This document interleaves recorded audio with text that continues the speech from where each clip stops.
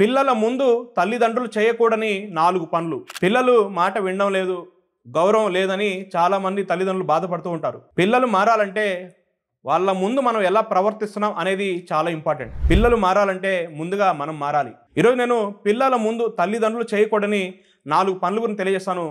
ప్రతి తల్లిదండ్రులు తప్పకుండా చూడండి. మొదటిది, పిల్లల ముందు గొడవ పడడం. భార్యాభర్తల మధ్య చిన్న చిన్న గొడవలు అనేవి సహజం.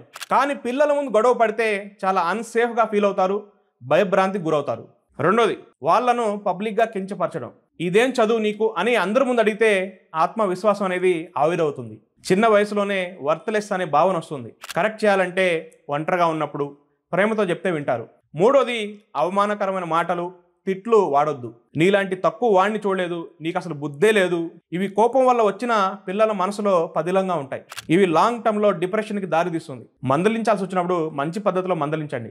నాలుగోది, ఫోన్తో వాళ్ళని పక్కన పెట్టేయడం. కొంతమంది తల్లిదండ్రులు ఫోన్లో బాగా బిజీగా ఉండి పిల్లల్ని పట్టించుకోరు. దీనివల్ల చాలా నష్టపోతున్నారు. మరో విషయం, ఇతర పిల్లలతో పోల్చడం. ఆ బాబుని చూడు ఎంత అద్భుతంగా చదువుతున్నాడు, వాడు చూడు ఎలా ఉన్నాడు అని కంపేర్ చేయొద్దు.